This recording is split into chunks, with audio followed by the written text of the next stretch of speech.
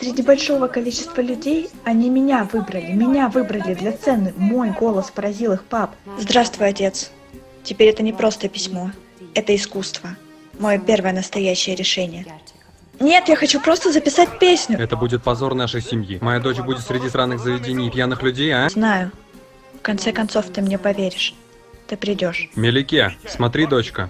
Если ты выйдешь за порог нашего дома, у тебя больше не будет отца.